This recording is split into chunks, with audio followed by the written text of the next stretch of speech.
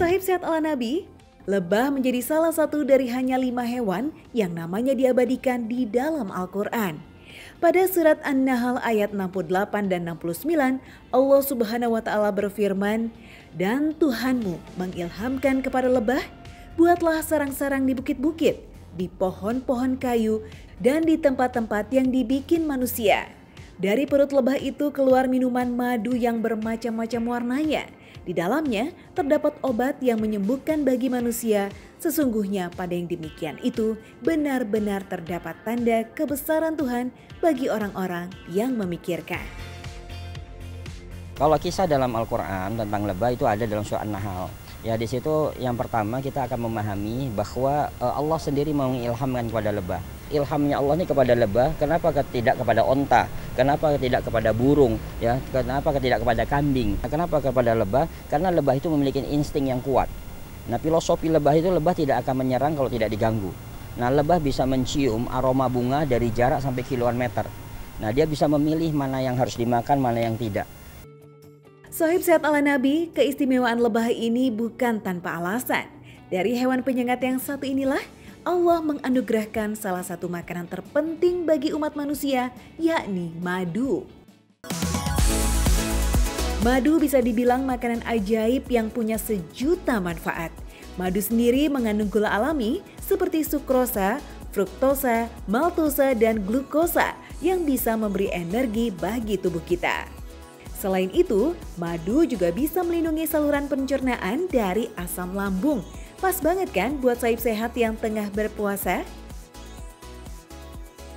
Sahib sehat selain menghasilkan madu, lebah juga ternyata bisa dijadikan sebagai hewan terapi. Terapi sengat lebah ini biasa disebut apiterapi. Sengat lebah yang mengandung apitoksin memiliki banyak senyawa aktif. Salah satunya adalah asam amino. Selain itu, sengat lebah juga bersifat antiinflamasi yang berguna mengurangi rasa sakit. Terapi lebah memang sekarang lagi marak, ya, bukan hanya saat ini, tapi 10 tahun belakangan ini orang mengenal tentang terapi lebah. Nah, terapi lebah itu biasanya untuk mengembalikan sistem imun. Biasa orang yang mudah sakit disengat dengan lebah, jadi sistem imunnya akan kembang.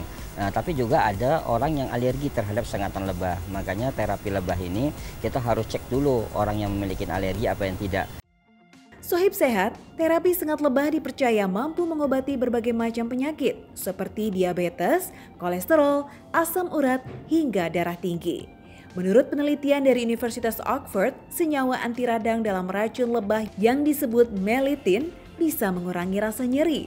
Selain itu, sengat lebah juga bisa mengurangi sakit sendi. Subhanallah. Memang betul, kita menyengatkan racun di dalam tubuh kita. Nah, racun atau sengatan lebah inilah tadi yang bisa merangsang untuk terbentuknya sistem imun. Nah, terapi sengatan lebah ini juga hampir mirip dengan terapi akupuntur karena dominan sifatnya panas, jadi sama-sama panas. Jadi panas ketemu dengan pembuluh darah, maka dia akan berefek cepat. Nah, tapi punya catatan ya bagi penderita yang alergi terhadap sengatan lebah ini yang harus dijaga. Jadi ada beberapa herbal yang memiliki racun, tapi ketika digunakan dosisnya tepat, nah ini sangat manfaat. Namun seperti dikatakan oleh Ustadz Febri, terapi sengat lebah ini perlu kehati-hatian karena efek racun yang dibawa lebah bisa menimbulkan efek alergi bagi kulit. Terapi lebah memang tak boleh diberikan dalam dosis yang berlebihan, mengingat efek samping yang mengiringinya. Selama dilakukan oleh ahlinya, pengobatan dengan media apapun insya Allah akan mendatangkan kebaikan dan juga kesembuhan bagi penggunanya. Amin, amin, ya Rabbal Alamin. Sahib sehat, kalau tadi kita udah bahas ikan hias dan terapi ikan, nah setelah ini Sehat ala Nabi akan balik lagi dengan olahan ikan yang dijamin lezat. Bisa untuk alternatif berbuka sahib nanti.